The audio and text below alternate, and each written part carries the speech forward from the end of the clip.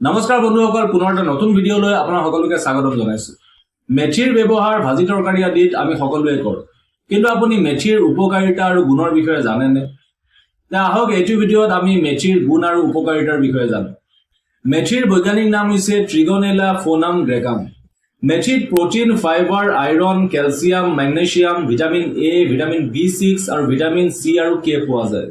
ইয়াৰ উপৰিও মেথিত folic acid আৰু এন্টিঅক্সিডেন্টছো পোৱা যায়, যি আমাৰ শৰীৰৰ বাবে অতিকৈ প্ৰয়োজনীয়।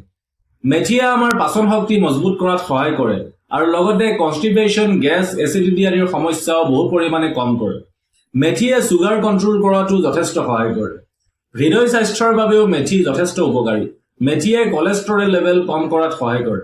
শৰীৰৰ এক্সট্ৰা চৰ্বি কমোৱাত মেথিয়ে যথেষ্ট সহায় কৰে, কাৰণ মেথিত ফাইবাৰ যথেষ্ট পৰিমাণে পোৱা যায় আৰু ই ভোক নিয়ন্ত্ৰণত সহায় কৰে।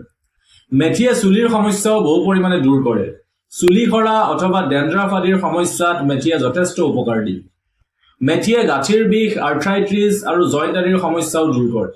মহিলাসকলৰ বাবেও মেথি যথেষ্ট উপকাৰী।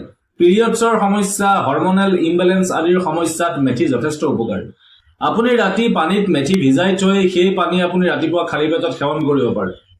আপুনি ভাজি তৰকাৰী আদিতো মেথিৰ গুড়ি দি সেৱন কৰিব পাৰে, অথবা আপুনি আচাৰ আদিত মেথি দিও সেৱন কৰিব পাৰে।